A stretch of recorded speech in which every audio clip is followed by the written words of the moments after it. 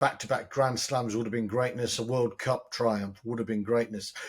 They keep slipping, and it's not because they're chokers or anything like that. They just, for some reason, they can't get to that next stage. And to be honest, hey, on the criteria we're talking about, the only European team to attain greatness is England in 2003, and they were just about over the top, but they did find a way to win a World Cup. And we're saying, Grand Slams, you've got to do two of them because that's something no one else has done. Not anyone can win a Grand Slam. That's hard, but lots of teams win Grand Slams. We're trying to differentiate, aren't we, between good, very good, and great. And Ireland are good, and they've got very good, but they haven't quite reached great. Hello there, this is Stig Abel from Times Radio. That's it. 2024 Six Nations is in the books. One of the more surprising Six Nations I can think of. Actually, lots of excitement, lots of surprises.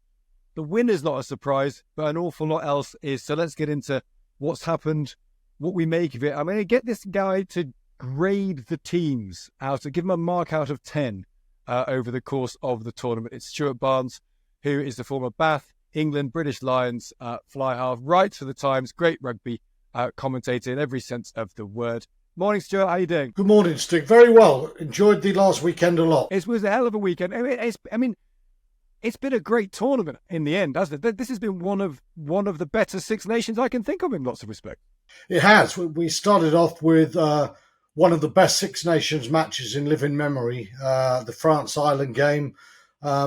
We had Italy stunning the tournament with their performances, and we had eventually England finding their mojo and playing a part in an outstanding game against Ireland and a very fine match against France. It was superb. I want to go through each of the teams actually and get you to give them a grade out of 10, Stuart, because I think that's not to say, obviously, the best team is Ireland, the team that won is Ireland. That's fine. But it's against expectation and performance and what they should have been. Working out where they are, I think, is really interesting because, where we are with all these teams is really interesting. As you say, there's been a rebirth of England. But just on the England-France match, it was a great game. England attacked brilliantly. How annoyed were you? Slightly dodgy decisions settled it. I mean, maybe the result doesn't actually matter because all the headlines and all the feelings the England players will have were they're playing better rugby. A dodgy penalty decision, a great kick from the halfway line maybe doesn't matter that much in the scheme of things. I didn't care at all about the result. I'm not a nationalist or a patriot. I'm an ex-England player, but I care about how they play. And I thought they backed up what they did against Ireland. So even when Thomas Ramos, and huge credit to him, because that was a great kick, even when Ramos nailed that kick from the halfway, by that stage, I was delighted with what England had achieved.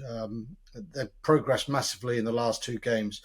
As to the incident, the decision against Earl, that was interesting because whilst I wouldn't argue that there was a validity to it, there's an awful lot of players. Wales do it a lot. They're going very low, shoulders, no arms. And it is dangerous because it stops big men and you lose control of trying to offload.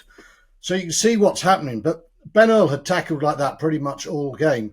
And if you do that, you can't suddenly, in the 80th minute, decide that that's a penalty. And watching the game, what was also interesting was Angus Gardner, the referee, was in a perfect position when he saw the tackle. And he breezed past it without a thought in the world for a penalty. And then it must have been the TMO, I think it's Joy Neville, who must have said there's a penalty there. And it may have been a penalty. But penalties, the law book isn't just about getting every decision right. It is getting consistency and it is getting flow into the game. And that's what I'm saying. If she'd have pinged Earl 3 times in the game, you'd have said, well, it was the 79th minute. It was a bit daft. He should have known better. This is a bloke who hadn't been penalised once in the tournament. He played all 400 minutes, so he's no idiot, as some people have said he is. He knew exactly what he was doing. He'd calculated that he hadn't been penalised. Therefore, he was free to do it again to stop these powerhouse French runners. And in my view, the error is clearly with the decision to award a penalty, even though it may have been one. You have to have consistency. That comes before accuracy. And that's such a good point. I would also make the fan point, which this may not be fair, but I think in the last 3 minutes of a game, when it's 2 points separating, when a penalty decides it more or less, this might not be right, Stuart, but I think the bar has to be higher. I think you've got to let them play. I think that provided there's no offence that's actively unfairly ending a sequence of play, someone going completely over the top and killing the ball, fair enough, all that stuff. I think you let them play. There's going to be 3 or 4 minutes of open play. Can France manufacture 3 points or not was the question. And you've got to let them do that, haven't you? I think the way to look at it is the decision marginal. If it's marginal, you play. If it's not marginal, and it's obvious, as you said, Stig, then you blow your wrist. If someone just dives over the top of a ruck to kill it, it's cynical. If it's cynical or it's dangerous, fine. But if it's just a technical offence and it's one that hasn't been refereed all game, then no, I agree with you there. The flow of the game, the sense of decision making was all wrong there, and also it's a reminder. The referee's in charge, and I don't like a TMO in his ear when he's been 5 feet away from the incident saying that's a penalty. He's losing his power, and this is happening in the game. And it makes referees weaker in their decision making because they can go to someone in the TMO and say, what do you think? They don't have to make the decision. It happened with Matt Carley in the Ireland versus Scotland game. On a number of occasions, he just waited for someone to make a call about did Ireland ground it or not. And in the end, when he gave a try, there was a wall of green and blue shirts between him and the decision. But it was almost like he thought, I better do something. And he went, try, and there was no way he could see. That's what happens when TMOs take too much power. I've got a heretical view on this, Stuart. And the more I watch all sorts of sports all around the world, and TMOs in their various forms are everywhere. And I can just about, cricket, which is a very static sport, I can just about kind of accept it. But my rule is kind of, I'd actually, and this might just become a horrendous old Luddite. I like heresy, so carry on. No TMOs at all. No technology. Because human error on the part of players and referees is part of the drama of sport.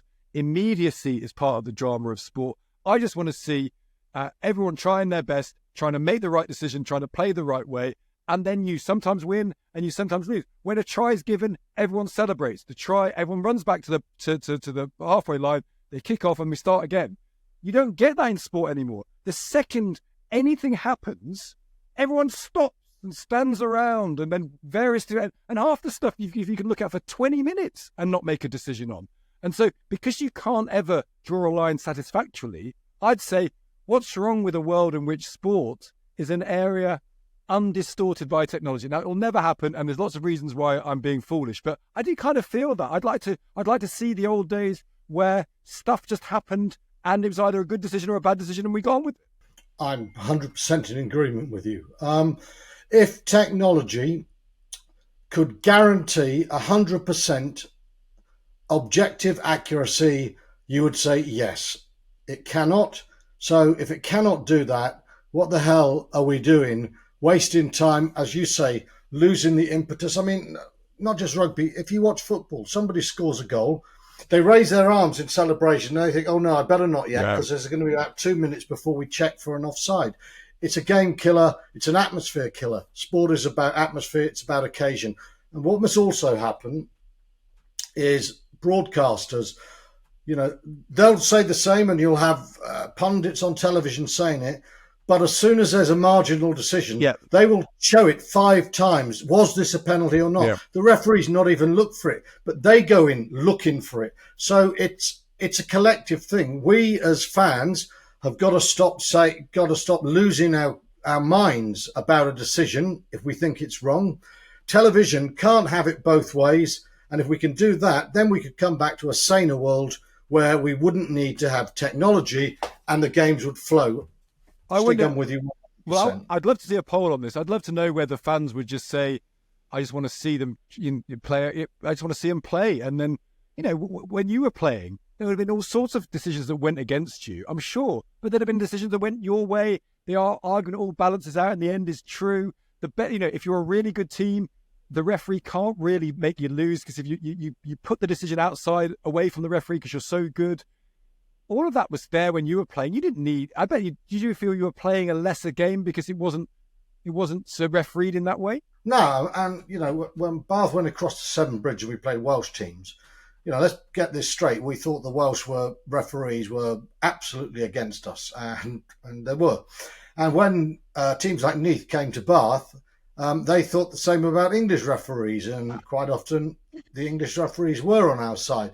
And in the end, you'd laugh about it in the bar. Now, no one is imagining that could be the case now. The game is televised, and that would drive you around the bend. But you would get frustrated, you'd argue with the referee, but we all knew that by the time you get into the changing rooms and you sit down, you might think most of the time the decisions work round in circles and refereeing does not win you or lose you a game. Occasionally it does, but when that happens, there will be a time in the future when a referee is going to win the game for you. And if you talk to players about it, I think that they, with a poll, would quite like to have the old system and just let the game flow. It's everyone else is demanding this perfection, and the world isn't perfect. It can't be, and it never will be. No, but you can't uninvent technology is one of the great lessons, I think, of human progress. And maybe we'll be arguing about this forever, but it'd be great to see. I don't know about that. A lot of human technology, it comes out as one thing. It's like, what did Oppenheimer say about the technology he came up with? We ended up with the nuclear bomb. I think we should take to the streets and stop rugby technology in its tracks. I'm with you. I'll be with you. I could not agree with that much. That's March. Right, listen, what we're going to do is I'm going to go through all 6 teams with you, Stuart, and I want you to give them a mark out of 10 for this year's Six Nations. And so it's not necessarily based on purely the results. So it's about expectation, performance, what they could have done with the skills and the talent that they had. How good a Six Nations was it for each country based on those facts? Clearly the best team was Ireland. They won. Obviously the table shows that. That's fine. This is your impressionistic view on the teams. Why don't we start? We've been talking about England because I think the rebirth of England is a really interesting story, this Six Nations. So let's a mark out of 10 for England, Stuart. Well, I'm going to give them a fairly lofty 8 because there was an ambition which I began to despair of ever seeing during the World Cup. And even in Italy and against Wales, when they played pretty poorly, there was some ambition. There was loads of ambition against Scotland, but they played really poorly in terms of execution. And then we saw this wonderful performance against Ireland and a very fine performance against France. And I know they lost against France, and I know they won 3 and lost 2. But for England, it was a quantum leap from what we were seeing against Argentina in the bronze playoff to where we finished this Six Nations. So I'm going to give England an 8 because it was a massive leap from being a very negative team to being one that was extremely positive. And they've probably revitalised George Ford. George Ford, who can be a Leicester-style kicker, was playing flat. He looked like they're 10 they can stick with, don't you think? Well, I mean, at the Scotland game, I wrote a piece about George Ford and said his passing was 2 metres too far back from the Scottish line. It just wrecked the England back line. And the next week, I wrote a piece which I got berated because I didn't talk about his poor goal kicking. But I wasn't interested in that because I'm into what makes a fly half. And I was saying then, Ford ran the game beautifully against Ireland. And he ran the game beautifully against France, and he kicked his goals. So suddenly, this Ford-Smith tandem looked less than fanciful, didn't it? It looked really good. Where does that work? Where does Smith play if Ford plays, though? Marcus Smith, rugby is a 23-man game, so we got to get over this thing. Is it Smith? Is it Ford? Is it Smith starting at fullback? Furbank is an excellent fullback, and it was a real blow for him that he did his calf. But I like him, and I think he'll go down a real treat in New Zealand. The Kiwis will love the way he plays, and I think Marcus Smith is someone where you don't decide you're going to bring him on with 20. You watch how the game is going. If Ford is having a poor game or England aren't breaching at all, you bring him in earlier. If Furbank's struggling, you bring him in earlier. So you use him as part of a 23, and not being in the first 15 isn't a matter of, oh, they picked him in ahead of him. It's different, and that's how you have to select now. Let's talk about France then. Tricky one for France, really, because at one level, they at the beginning of the tournament, they were second favourites probably to win it. They lose to Ireland. They've had a couple of awful games. They've had a couple of all right games. What do you think? What are you giving them out of 10? Well, I think France with Ireland at home in Marseille were the favourites to win the tournament. It's hindsight. We said, yeah, Ireland. France, I'm going to give 6. I thought they were terrible in their first game. I thought they were incredibly lucky at Murrayfield. They were dire against Italy.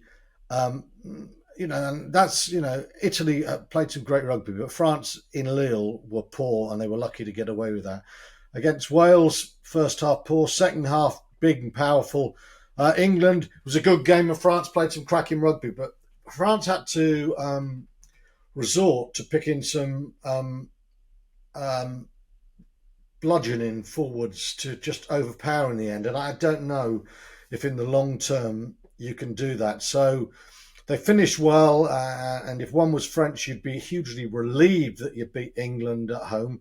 But in the long term, there are still a few question marks, and I felt that whilst Steve Borthwick took a substantial step forward, I'm not certain that Fabien Galtier hasn't taken a fairly large one backwards. So even though they beat England in a good game, I'm not convinced about France, so I'm giving them a 6.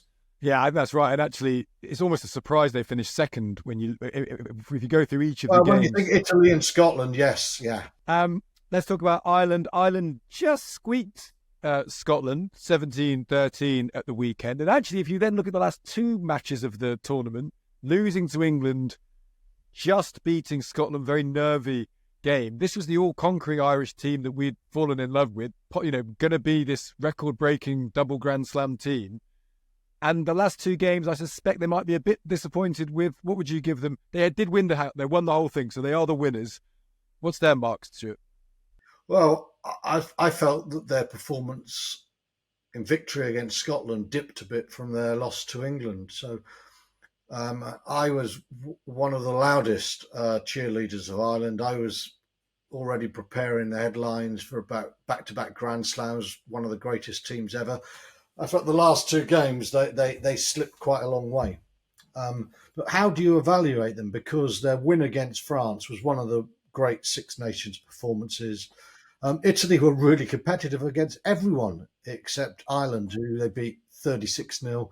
They started to dip a bit against Wales, and then they lost a game and did not impress against Scotland. So I'm going to have to give them an 8, not because they're champions, but because that performance in Marseille was epic, and they did find a way to win 4 games. But 2 weeks ago, if we'd have said this, I'm going to have to give them an 8, not because they're champions, but because that performance in Marseille was epic, and they did find a way to win 4 games. But 2 weeks ago, if we'd have said this is what we're going to be doing after the tournament, I'd have said I'm going to give them a 9.9 because nothing's perfect. So they've come down 1.9 in the last 2 weeks. It's a little bit of a slide for Ireland, and 8 is a disappointing mark from what I thought I was going to be giving them. And they're going to have to go and prove it again against the Southern Hemisphere teams, aren't they? They've got to say to themselves, we are the number 1 team in the world by a distance. They've got to come back next year and try for another Grand Slam. I mean, we're talking going from being very, very, very good to great, aren't we? That's the thing they've got to do. Back-to-back Grand Slams would have been greatness. A World Cup triumph would have been greatness. They keep slipping, and it's not because they're chokers or anything like that. They just, for some reason, they can't get to that next stage. And to be honest, it's hard. It's a very hard game, isn't it? On the criteria we're talking about, the only European team to attain greatness is England in 2003, and they were just about over the top, but they did find a way to win a World Cup. And we're saying, Grand Slams, you've got to do 2 of them because that's something no one else has done. Not anyone can win a Grand Slam. That's hard, but lots of teams win Grand Slams. There's a big. We're trying to differentiate, aren't we, between good, very good, and great. Yeah. And Ireland are good, and they've got very good, but they haven't quite reached great. That's very fair. Here's another tough one. These are hard things to do. Scotland. I mean, this must go down as a disappointing tournament for Scotland, mustn't it? Yeah. Funnily enough, I mean, they did quite well. They scared Ireland a little bit, though the Hugh Jones try was very late. Now, Scotland disappointed me again. I mean, the win against England was more than negated by the loss in Rome. There was a lot of critical Scottish voices north of the border about the decision against France, but that goes back, stick to what you and I were saying. Sometimes you just got to live with these things, and there'll be a day when it'll go Scotland's way, and no one will be complaining then. I watched Scotland again. They played some good rugby. They played some indifferent rugby. If you said to me last year, how would you describe Scotland? I'd say they play some good rugby. They play some indifferent rugby. If you'd have said the year before, I'd have said good rugby, indifferent rugby.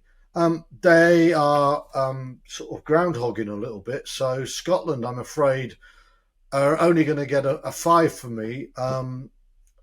Good as they are in instances. And the other thing I would say, I'm a big cheerleader of Finn Russell, but I think Finn Russell got the balance of kick pass wrong. And what an irony, as England started to pass it and find some balance to their game in the last 2 games, Scotland started kicking and kicking and kicking, and they just lost their flow and rhythm. They got some territory, but they couldn't put this rhythm together. And I thought Russell had by his standards, he finished off the last half of the tournament poorly. I think so. And also, in the end, you've got to say to yourself, Scotland made no noise in the World Cup at all, did they?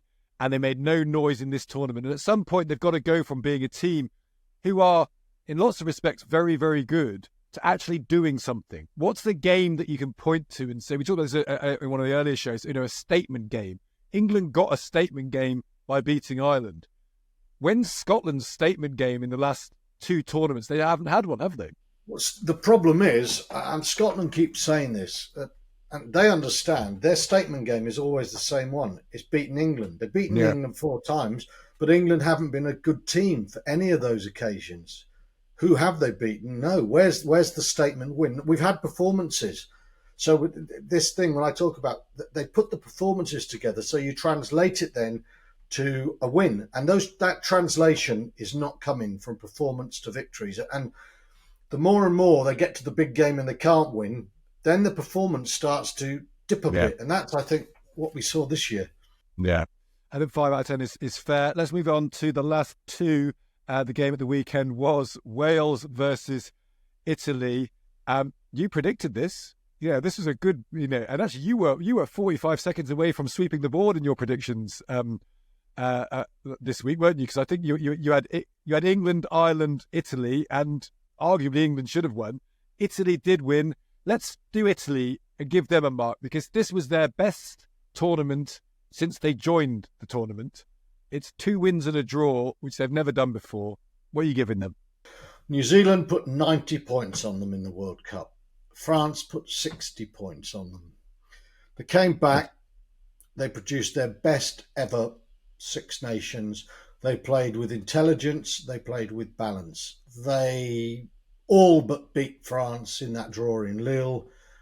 They gave England a game, but then they were, Scotland didn't deserve to get that close to them in Rome, and Wales was certainly nowhere near a 3-point margin. They were much better than Wales, and they played some lovely rugby. I think Gonzalo Quesada, their Argentinian coach, understands the need with the Italian team to give them a little bit of Latin. And Kieran Crowley, he tried to turn them into New Zealand, and they played some nice rugby. But he was quite disciplinarian. It's different now. You can see that there's a relaxation in the way they play. The forwards, as a result, are intense, and they're getting their opportunities to play. And their backs are still doing these wonderful little things. If you said to me, the best midfield in the tournament was the Italian midfield. Menoncello and Ignacio Brex were brilliant together. And Garbisi had one or two nutty moments, but he's a hell of a player. No team were able to handle Brex stepping in from outside centre and popping that little ball on his shoulder to someone coming round. They carved up everyone. So Italy, Ireland are the champions, but Italy are my team of the tournament, and I'm going to give Italy 9. Great coaching, great comeback, and really positive style of play, and brilliant for rugby in general. It's too long since the sort of empire and its colonies have dominated, and France every now and again smashing their way in. We need an Italy and we need an Argentina, and Italy have come for us. So great, 9 out of 10. And they've got to back it up next year. It strikes me, because you can't just have these things as blips. They've got to be movements, not moments. So there we are with Wales. Lost every game, although they were deliberately blooding young players. But if they're deliberately blooding young players and expecting poor results, why would Warren Gatland offer his resignation? Did they go too far, too young, too quickly? Is it just that the game's in a mess, the club game's in a total mess, and therefore the national game's going to be in a mess as well? How bad were they versus how good they could have been? Where are they? I think your score here is going to be interesting, because I can't... I mean, it's a bad tournament by any standards, but how bad is the question? It's like the state of Welsh rugby at the moment. On the field, in the boardroom, it's very bad, and it's very sad, because Wales is a great rugby nation.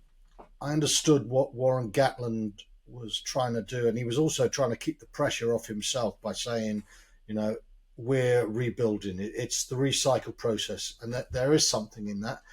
But you can't go 5 losses on the trot if you're Wales. You can't do that. They had to beat Italy, and to all intents and purposes, Italy absolutely smashed them.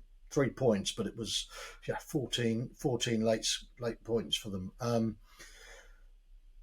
The difficulty is, I'm looking at Wales and their player pool, and they don't have the power up front, and they don't really have the guile behind. There doesn't seem in the rebirth of Welsh rugby at international level to be any progress made, but I don't know if they've got the players. I mean, coaches are very important, but coaches can't walk over the touchline at a kickoff and run a game. You've got to have the players. Coach's job is to maximise what they can be. And I don't know. I think Wales could have been better than they were, but the maximisation of Wales, I don't think is great. And they're under 20s and are not tearing up trees. Nothing is happening at the moment. And, if I was a harsh man, which obviously friends will tell you I'm not, I would give Wales 1. But because I have hope and love in my heart for all things rugby, I'm going to give them 2. But I can't go more. I can't go more than really? 2. They didn't win a game. They didn't really put the performances in, and they didn't really unearth anything for the future. If I look beyond Tommy Raffel at 7, who in a poor team was utterly heroic. He's magnificent. Great Leicester player, of course, Tommy Raffel. Tommy Raffel, a great Leicester player. I just thought, I thought Raffel and Sam Underhill, who learned his rugby as an Osprey in West Wales, I thought they were 2 of the best players in this tournament. And for Wales, Raffel was great news. The only thing I can think about that's really good news is when Jack Morgan comes back. He is a real young leader of men. He's dynamic. He carries. They missed him hugely, but for what they had at their disposal, it was horrendous for Wales. 40. That second half against France was dire. Yeah. It was dire, and the whole Italy game. So should he have resigned? Should he have resigned this job? I mean, should he have resigned? Should they have accepted his resignation? God, if you accept his resignation, who is going to take over? His number 2s? I mean, he very much is the number 1. Are you going to go Alex King? Are you going to go Jonathan Humphreys? Is Rob Howley going to come there? Are you getting anything new? Is there someone in, I don't know, New Zealand or South Africa ready? I think you don't accept his resignation, but you have to have a meeting and say, look, Warren, where is this project going, and you have to have a plan. You have to have a succession plan, and Wales have got to be able to say to Gatland, look, we are looking for someone else, because if by the end of next season Wales are still paddling around, going nowhere, then there's 2 years to a World Cup, and decisive action needs to be taken. Yeah. England made the mistake. They were paddling around going nowhere with Eddie Jones, but they didn't have succession planning, and it was all left 1 year too late for Borthwick, you can say. So there's a moral of the story there. I don't think they should have accepted it, but I think they should be honest with Gatland, and they should be honest with themselves and say, we do need to have a what-if scenario here. We do need to talk to people. We do need to say to Warren, look, you've got 1 year to write this. And I think he'd understand that. He's been around a long time. Yeah. Let's not leave it on a down note then, Stuart. Just to finish then, it was a great tournament. Have you enjoyed it? I mean, international rugby, European rugby, it feels it's in good health. It feels like this is a tournament that's going to be exciting next year. Things feel good. Yeah, and I've got to be honest, everyone loves the Six Nations. I've long thought the Six Nations was more of a party than a game of rugby. And you look at the Rugby Championship, where it's South Africa, New Zealand, and there was a time when Australia were a force. That was where all the rugby was played and all the beer was being drunk in the Northern Hemisphere. This was different. This was some very good rugby, some brilliant matches, and the bonus of having the so-called weak team getting a 50% record, and that's what it was, wasn't it? Yeah. Two and a half wins. That was tremendous for the tournament. And I see English club rugby, and I know it's still in transition. And for 2 years, I think a problem for England, the clubs have been teams like Harlequins and Northampton in particular. My old lot Bath this year. These are clubs that are all trying to play 15-man rugby, and I've been trying to say in columns that it doesn't make it easy for England, because they're going from being quite negative to very positive, and it is a journey to do that. And so they're coming through into an international setup, and at times there is a naivety, and maybe that naivety has forced Borthwick to go too far the other way. Maybe there's an element of that in that, but I think what's happened now, the English team's doing well in Europe as well. England showed they can play. I think there's a takeoff in England. I think France have got so many good players. They can't stop playing good rugby. Ireland are brilliantly coached. They've got good players. No, we're really in a very positive position at the moment on the field. Well, listen, Stuart, that's a great way to end it. I've thoroughly enjoyed talking to you after each game. It's great to speak to you. Thank you so much for doing it, this Six Nations. Likewise, Stig, a pleasure. Stuart will carry on writing about rugby. Of course, the rugby season continues. We go back to club rugby, and European rugby is now in full swing till the end of the season. Make sure that if you're reading about rugby, you read it in the Times. Great coverage, including from Stuart, until the end of the season. And if you do like radio in the mornings, do listen to me and Aslamir on Times Radio, 6 o'clock every Monday to Thursday. Thank you so much for joining.